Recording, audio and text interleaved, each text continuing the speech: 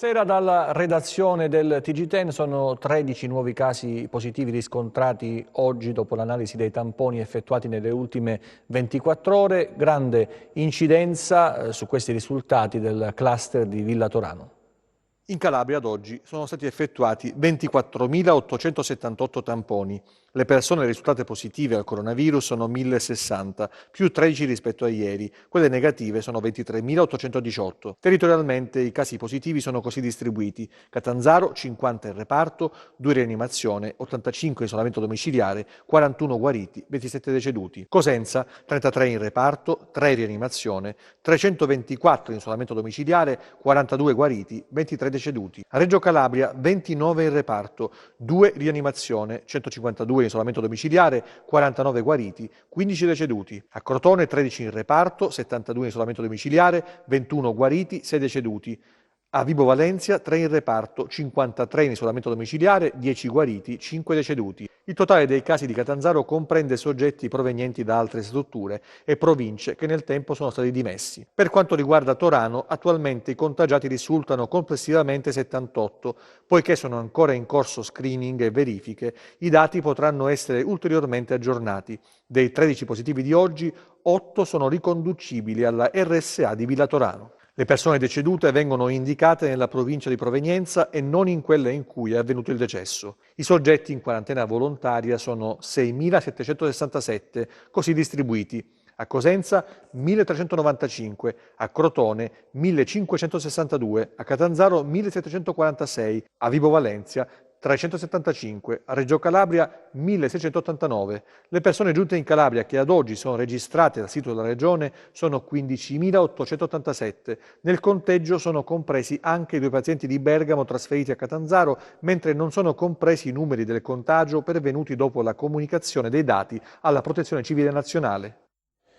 Tra i contagiati, tra gli ultimi contagiati negli scorsi giorni ci sono anche dei minorenni. Fortunatamente le loro condizioni non destano preoccupazione. C'è una certa resistenza al virus, purtroppo ci sono delle eccezioni nel mondo da parte dei più piccoli. Il cluster di Villa Torano ha causato un'impennata nei casi che vedono coinvolti i minori in Calabria. Gli operatori risultati positivi hanno diffuso il contagio nelle famiglie, tra i bambini tenuti al riparo finora dalla chiusura di scuole e asili e dalle misure contenute nei decreti che hanno imposto il lockdown nel paese. Salvo alcune eccezioni che riguardano casi non italiani, fortunatamente nei piccoli che hanno contratto il virus non si riscontrano sintomi importanti. Abbiamo avuto 8 bambini contagiati ad oggi. Nelle ultime ore si sono aggiunti altri bambini, sempre provenienti dalla zona di Torano, per aver avuto contatti con operatori della Villa Torano. Sono bambini, 7 sono maschi e 1 è una bambina, e sono 2 bambini tra 1 e 2 anni, 3 bambini tra 6 e 8 anni, 2 10 11 anni, 1 di 6 e 1 di 16 anni. Però la cosa veramente particolare è che sono tutti bambini asintomatici. Sono stati allertati i pediatri di famiglia per controllare questi bambini e chiaramente sono in isolamento. Come si può spiegare questa resistenza dei minori ad un virus che spesso provoca conseguenze dannose in soggetti adulti? Ci sono alcune ipotesi. Non hanno sintomi, come se fosse o in una fase finale del contagio, anche se i tamponi per adesso risultano positivi.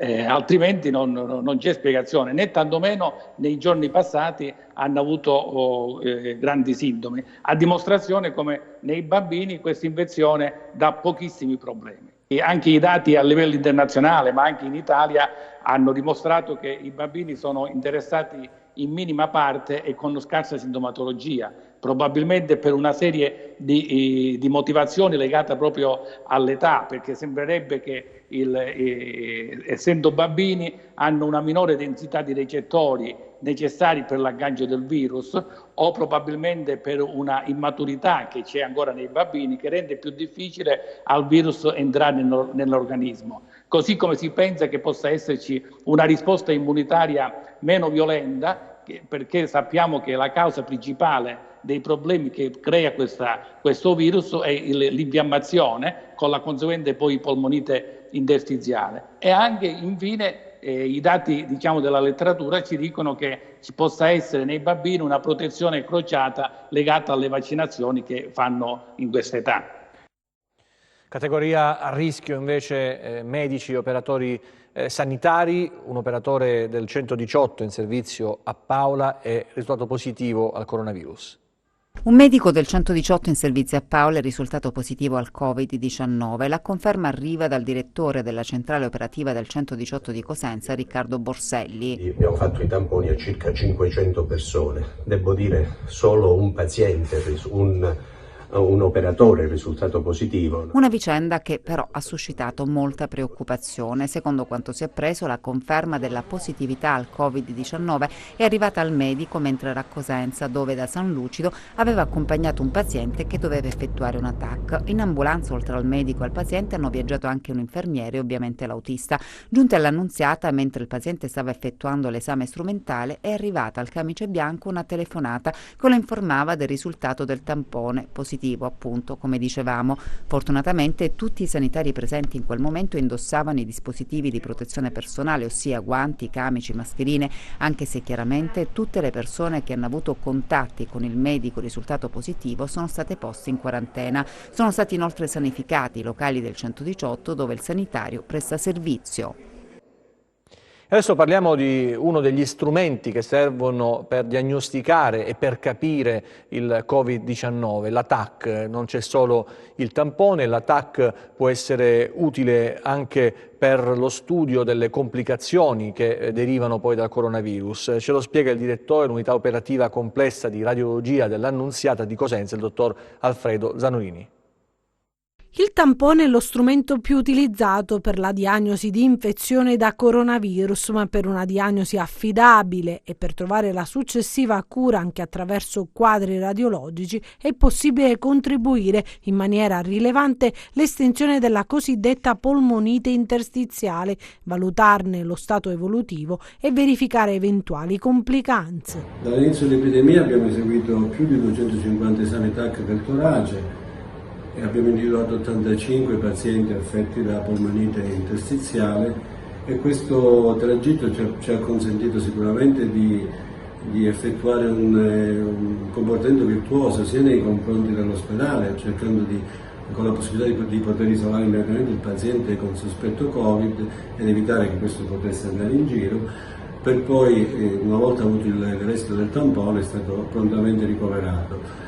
Quello che c'è da notare è che sicuramente grazie comunque alla disponibilità di dispositivi di protezione personale che anche se a singhiozzo non sono mai mancati, finora non abbiamo osservato nessun caso positivo negli operatori sanitari, non solo nel nostro reparto, ma persino in malattie infettive, pneumologia e rianimazione. Questo è sicuramente un dato positivo, vuol dire che i percorsi sono stati fatti bene. Rispetto all'inizio dell'epidemia, ovviamente i casi sono molto ridotti per fortuna, inizialmente su una media di 10 TAC al giorno, almeno 8 erano positivi, adesso sta molto scemando, al di là del focolaio di Torano che sta facendo ritornare qualche paziente affetto, si sono molto ridotti, molte TAC che facciamo sono negative per fortuna, per cui io credo che almeno nella nostra realtà, sia provinciale che della Calabria, siamo in una buona situazione. Potremmo sicuramente tra poco vedere la luce. Il commissario straordinario Giuseppe Zuccatelli frena sulla ipotesi di utilizzare l'ex policlinico Villa Bianca come centro Covid nella struttura. Primo sopralluogo la presenza del sindaco di Catanzaro Abramo e del rettore dell'Università Magna Grecia De Sarro. Questa è Villa Bianca, in passato era sede del Policlinico Universitario prima del suo trasferimento a Germaneto. La struttura è stata adesso proposta dal rettore De Sarro come possibile sede di un Covid hospital a Catanzaro, idea sostenuta anche dal sindaco Abramo. È stato effettuato un primo sopralluogo, al termine del quale però il commissario Zuccatelli ha espresso le sue perplessità. Io credo, ribadisco, che il centro Covid qui, per come è l'edificio, è difficile pensare di poterlo recuperare nei tempi, nella finestra che manca da adesso al vaccino.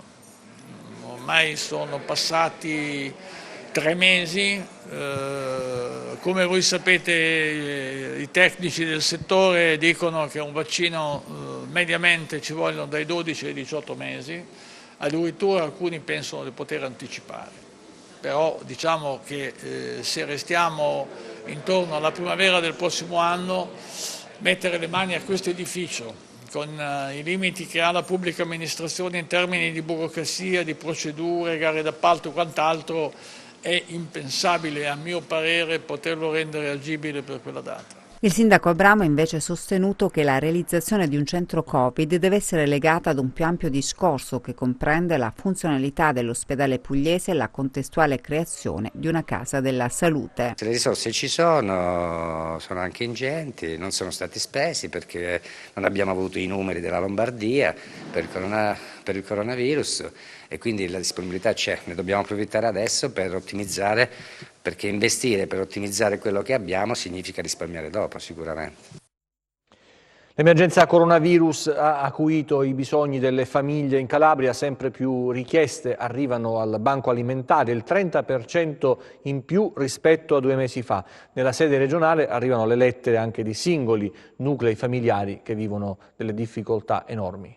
Siamo nella sede regionale del Banco Alimentare a Montalto Fugo in provincia di Cosenza, vedete ci sono le pedane del latte già pronte, quelle invece dei biscotti per l'infanzia che aspettano di essere distribuite. Alle mie spalle potete vedere i volontari al lavoro, stanno preparando i pacchi, come vedete sono muniti di mascherine e guanti e rispettano le distanze di sicurezza.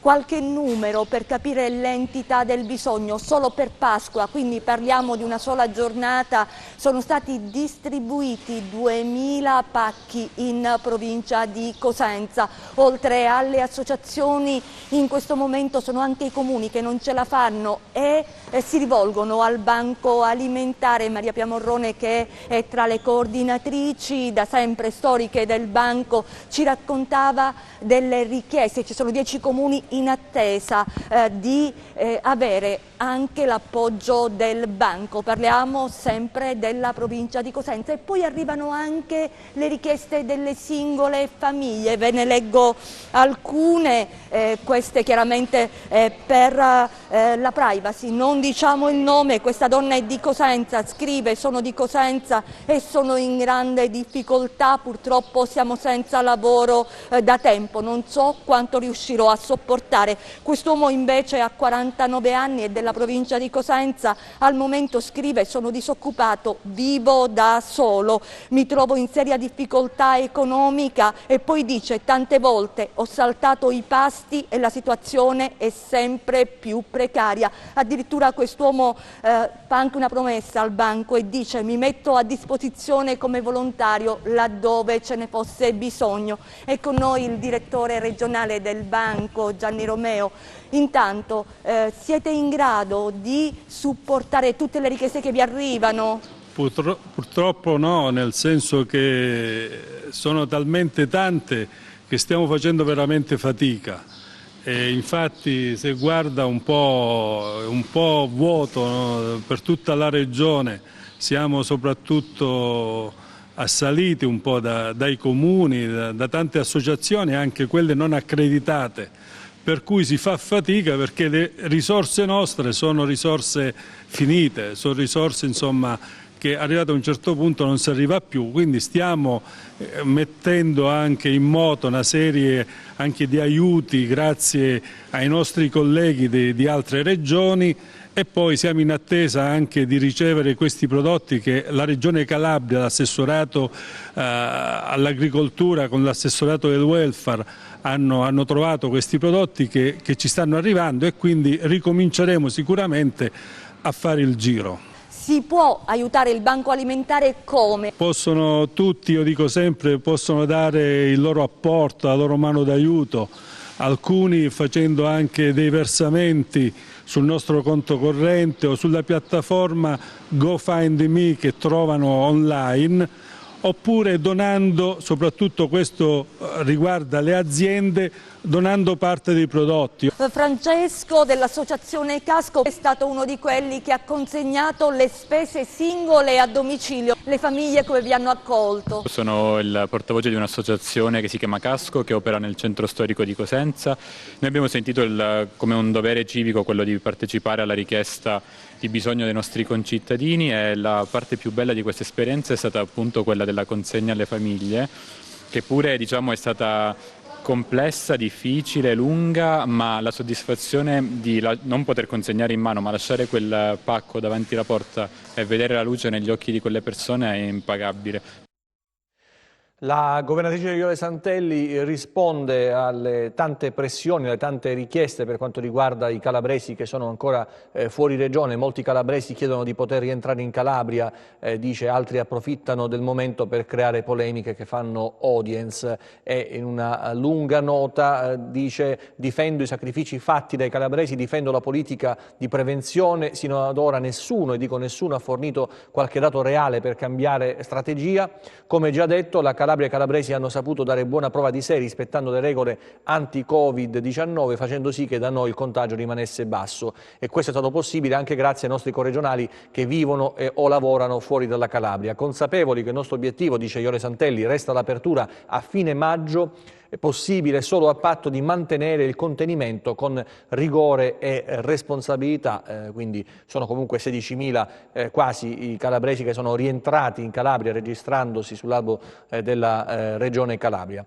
Cambiamo argomento. È accusato di corruzione il sindaco di San Vito sullo Ionio, finito ai domiciliari per aver chiesto mazzette, una da 80.000 euro per il parco eolico e una di poche migliaia di euro per la depurazione. Secondo gli inquirenti, Alessandro Doria, sindaco del comune di San Vito sullo Ionio nel Catanzarese, aveva il vizietto di chiedere tangenti sui lavori da eseguire o eseguiti nel proprio comune. Prima avrebbe intascato una mazzetta di circa 80.000 euro da una società impegnata nella costruzione di un parco eolico, e poi avrebbe chiesto 1.500 euro ad un imprenditore catanzarese come contropartita per fargli riconoscere e liquidare dall'amministrazione comunale crediti per 20.000 euro per alcuni lavori relativi al servizio di depurazione comunale. Per questi comportamenti poco consoni ad un amministratore, istigazione alla corruzione e corruzione per l'esercizio della funzione, i carabinieri della compagnia di Soverato hanno eseguito un'ordinanza di custodia cautelare in regime di arresti domiciliari emessa dal GIP del Tribunale di Catanzaro su richiesta della Procura della Repubblica e della Direzione Distrettuale Antimafia nei confronti del primo cittadino.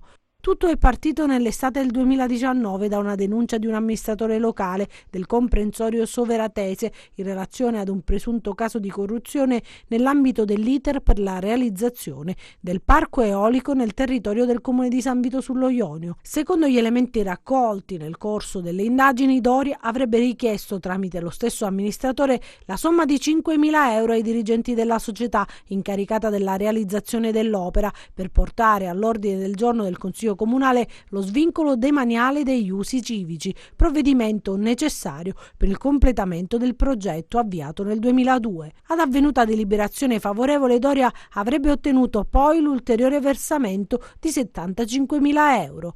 In seguito le indagini hanno permesso di scoprire un altro episodio nei confronti, questa volta, di un imprenditore attivo nella depurazione che, per farsi pagare quanto dovuto per i lavori realizzati nel comune in cui operava il sindaco Doria, avrebbe dovuto riconoscere una parte cospicua al primo cittadino. Nell'ambito dell'operazione sono stati eseguiti un decreto di perquisizione e sequestro di materiale informatico a carico dell'amministratore che aveva presentato la prima denuncia nei confronti del sindaco Doria. Un avviso di garanzia invece è stato emesso nei confronti dell'imprenditore catanzarese. Operazione Rinascita Scott, resta in carcere l'avvocato ed ex parlamentare Giancarlo Pittelli. Resta in carcere l'avvocato penalista ed ex parlamentare Giancarlo Pittelli, detenuto a Nuoro dalla metà del dicembre scorso, perché è destinatario di un provvedimento di misura cautelare nell'ambito dell'inchiesta Rinascita Scott. I giudici dell'appello cautelare hanno rigettato il ricorso presentato dai legali Salvatore Stagliano e Guido Contestabile. I difensori avevano chiesto ai giudici del Tribunale di Libertà la sostituzione della misura cautelare, sollecitando gli arresti domiciliari con il braccialetto elettronico. Pittelli è stato accusato di partecipazione all'associazione mafiosa, imputazione poi modificata dal Tribunale dei riesami in concorso esterno in associazione mafiosa. Avrebbe messo a disposizione dei clan del Vibonese come i Mancuso e i Limbadi e Nicotera e Razionale Fiare Gasparro di San Gregorio di Ippona i suoi canali e i suoi agganci per rafforzare il loro potere mafioso, contestati anche i reati di rivelazione dei segreti d'ufficio e abuso d'ufficio. E invece il giudice Petrini sarà a processo il prossimo 9 giugno, la prima udienza davanti al Tribunale Collegiale di Salerno, giudice ora sospeso, e ci saranno con lui poi Vincenzo Arcuri, Luigi Falzetta, Mio Santoro, detto Mario, Francesco Saraco e l'ex consigliere regionale ed ex parlamentare Giuseppe Tursi Prato. Il GIP di Salerno Giovanna Pacifico ha accolto la richiesta di giudizio immediato avanzata dalla Procura di Salerno, competente sui reati che riguardano i magistrati del distretto di Catanzaro. Gli imputati sono accusati di corruzione in atti giudiziari per aver avvicinato in qualità di diretti interessati o di faccendieri il giudice Petrini, facendosi promettere in cambio di denaro o regali di vario genere l'interessamento del togato in vari procedimenti giudiziari. Petrini, lo ricordiamo, è stato arrestato lo scorso 15 gennaio ed è detenuto ai domiciliari in località protetta. E adesso andiamo nella Locride per vedere la sintesi di alcune operazioni. 56 candelotti di gelatina esplosiva da 50 grammi ciascuno, 13 kg di sostanza chimica, forse mannite, un fucile sovrapposto Beretta calibro 12 con matricola Brasa, munizioni di vario calibro sono stati scoperti dai carabinieri della stazione di Sant'Ilario dello Ionio e dai loro colleghi dello squadrone eliportato di Vibbo nel corso di una perlustrazione che ha interessato il territorio di Ciminà, piccolo centro dell'entroterra della Locride. La scoperta è stata fatta in un terreno demaniale, l'esplosivo e il resto erano ben occultati. Il materiale scoperto, in modo particolare l'esplosivo, è stato ritenuto altamente pericoloso, così è stato richiesto l'intervento degli artificieri del comando provinciale di Reggio Calabria che hanno fatto brillare la gelatina dopo aver messo in sicurezza il sito. Ovviamente un campione della stessa è stato conservato per tutti gli accertamenti. Sequestrato il fucile che sarà analizzato dal RIS di Messina per verificare se sia stato utilizzato in danneggiamenti o fatti di sangue pregressi. Da Ciminà a Locri, dove i carabinieri della compagnia hanno deferito in stato di libertà un cittadino di 62 anni in quanto sospettato di essere l'autore dell'atto intimidatorio perpetrato all'ospedale di Locri nella notte tra l'1 e il 2 gennaio scorsi, quando vennero rinvenuti 18 bossoli di calibro 7,65 davanti agli uffici amministrativi del nosocomio locrese. Siamo addirittura d'arrivo, io vi saluto, vi lascio alla rubrica Il mondo che verrà, poi il meteo e la nostra sigla. Arrivederci alle prossime edizioni.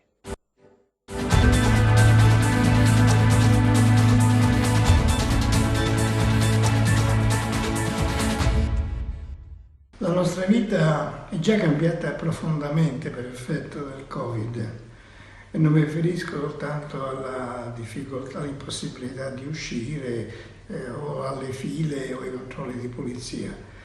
In realtà si è introdotto nella nostra vita il sentimento che la nostra libertà è fortemente limitata e condizionata. È un sentimento che soprattutto i più giovani non hanno mai avvertito. Questa consapevolezza che non tutto ci sarà possibile fare anche nel futuro, sarà complicato, sarà difficile anche quando apriranno i ristoranti, incontrarsi con degli amici intorno al tavolo o di incontrarsi con dei colleghi per programmi di lavoro. Tutto sarà più problematico, tutto dovrà essere preparato per tempo e comunque saremo sempre accompagnati dalla consapevolezza sia di un potenziale rischio sia di una libertà, ripeto, molto condizionata e molto limitata.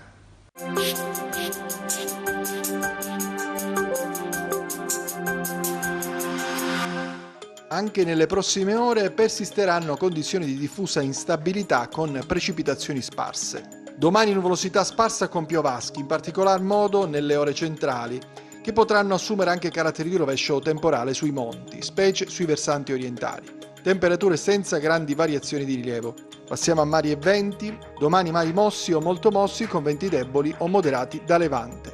Per essere sempre aggiornati sull'evoluzione delle condizioni meteo vi rimando, oltre al nostro sito www.meteoincalabria.com, anche alla nostra pagina Facebook Meteo in Calabria.